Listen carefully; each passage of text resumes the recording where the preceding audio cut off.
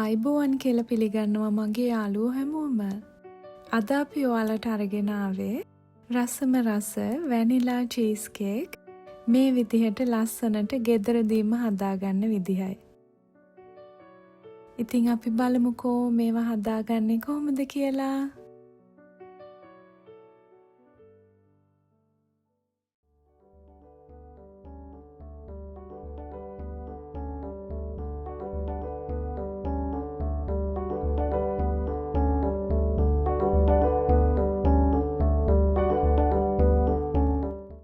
මුලින්ම ලොකු බෝල් එකක් අරගෙන ඒකට මම ක්‍රීම් චීස් ග්‍රෑම් 240ක් දැම්මා. මේක ගෙදරම හදාගන්න විදිහේ ලින්ක් එක දැන් මං උඩින් දානවා. ඒකට දැම්මේ සීනි 100යි, බිත්තර 2යි,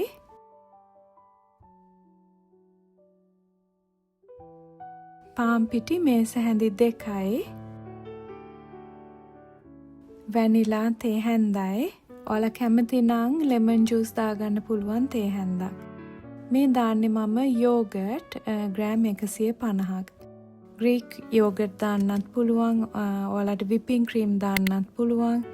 ඒ වෙනුවට නැත්තම් පිටරට ඉන්න කෙනෙක් නම් සවර් ක්‍රීම් කියලා දෙයක් තියෙනවා. ඒක තමයි ගොඩක් පාවිච්චි කරන්නේ. ඒක දාන්නත් පුළුවන්.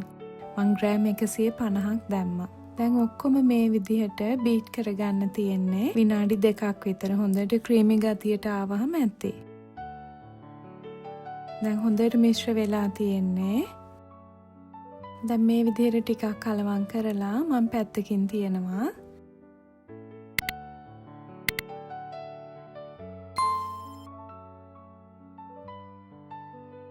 මම මේ විදිහේ අතින් පොඩි කරන්න ලේසි බිස්කට් ග්‍රෑම් 100ක් ගත්තා. ඔයාලට ගන්න පහසු බිස්කට් එකක් ගන්න. ඒක මේ විදිහට හොඳට කුඩු කරලා මේ දාන්නේ දිය කරගත්තු මාජරින් මේස හැඳි 2ක්.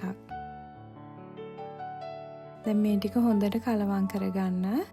මේක තමයි අඩියට දාන්නේ අපි.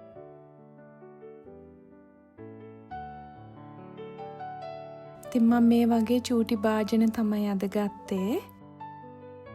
මේවා මම ඔන්ලයින් ඕඩර් කරලා ගත්තේ. දැන් ගොඩක් තැන්වල තියෙනවා. මේ වලට පියනකුත් හම්බ වුණා. ඉතින් ඒවයි 6ක් මම ගත්තා. දැන් අපේ බිස්කට් එක සමානව 6කට බෙදලා මේ වල අඩියට දාලා හොඳට තුනී කරගන්න. දැන් අපේ චීස් කේක් ෆිලිං එක මේ විදිහට 75ක් වගේ පිරෙනකම් වක් කරගන්න. දැන් මේ විදිහට කූරටයක් අරගෙන අර හිර වෙලා තියෙන වායු බුබුලු කඩා ගන්න. ඒ ටික එහෙම කරලා බේක් කරගන්න යන්නේ 170 විනාඩි 30ක් 35ක් විතර. oven එක ප්‍රීහීට් කරලා ගන්න.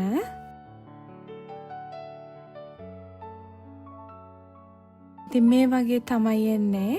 මේක මම සම්පූර්ණයෙන්ම නිමෙන්න තියෙනවා. දැන් මම හදාගන්න යන්නේ චොක්ලට් ගනාෂ් එකක්. ඒක උඩින් සරසන්න තමයි හදන්නේ. ඒක මම හදාගන්නේ චොකලට් ග්‍රෑම් 100කට රත් කරගත්තු විපින් ක්‍රීම් මිලිලීටර් 60ක් දාලා. ඉතින් මේක අත්‍යවශ්‍ය නැහැ. ඔයාලා කැමති විදිහකට ඩෙකොරේට් කරගන්න පුළුවන්. ඉතින් මේ විදිහට දාලා හොඳට චොකලට් එක දිය වෙනකන් කලවම් කරගන්න තියෙන්නේ. දැන් හොඳට ඒවා දිය වෙලා තියෙන්නේ. මම දැන් ලන්ච් ෂීට් එකකින් වහලා ෆ්‍රිජ් එකෙන් දාලා තියෙනවා. දැන් අපේ චීස් කේක් හොඳටම නිමිලා ගනාෂ් එකත් හරියට සෙට් වෙලා තියෙන්නේ. මේක මම ආයේ බීට් කරගන්න යන්නේ නැහැ. මේ විදිහටම තමයි පයිපින් කරන්න යන්නේ.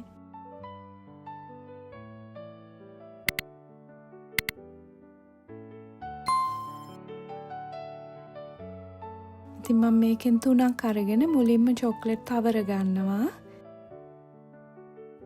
ඔයාලට කැමති විදිහට ඩෙකොරේට් කරගන්න පුළුවන්. මේ බලන්න මේ ගනාෂ් එක හොඳට පයිපින් වෙනවා. ඔයාලට කේක් එකක් උනන් බටර් අයිසින් නැතුව ඊට වඩා හොඳට ලස්සනට මේවයින් පයිපින් කරගන්න පුළුවන්.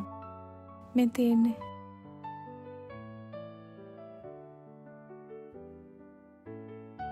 ඉතින් මම ස්ට්‍රෝබෙරි කෑලි ටිකකුත් දැම්මා. මේවා අත්‍යවශ්‍ය නැහැ. ඔයාලා ගාව තියෙන පළතුරක් ඕගලන්ට දාන්න පුළුවන්. මේ මම දාන්නේ ජෑම් ටිකකට ස්ට්‍රෝබෙරි කෑලි ටිකක් මිශ්‍ර කරලා. මේ බලන්නකෝ ලස්සනට පයිපින් වෙනවා මේ ගනාශක.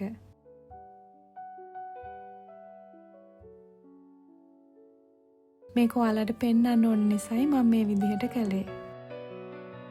ඉතින් දැන් අපේ චීස් කේක් හැම ලෑස්ති. මේ තියෙන. ඉතින් හොඳ ලස්සනට පෙනුමට තියෙනවා. සුළු ව්‍යාපාරයක් කරන ඔයාටත් මේක හොඳ රෙසිපි එකක්. කලබලමුකෝ. ඉතින් හරිම රසයි මේක. හොඳ ක්‍රීමි ගතියට තියෙනවා. හොඳ කිරි රසකට තියෙනවා. හරිම ලේසි හදාගන්න. ඔයාලට තනි භාජනයකට දාලා වුණත් මේක හදාගන්න පුළුවන් මේ විදිහට.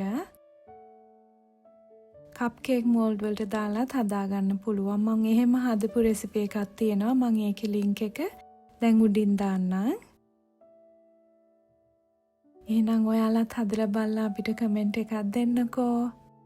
එහෙනම් ඔයාලට ගොඩාක් ස්තුතියි. ආයෙත් අලුත් රෙසිපි එකකින් අපි හමු වෙමු. ඔයාලට සුබ දවසක්.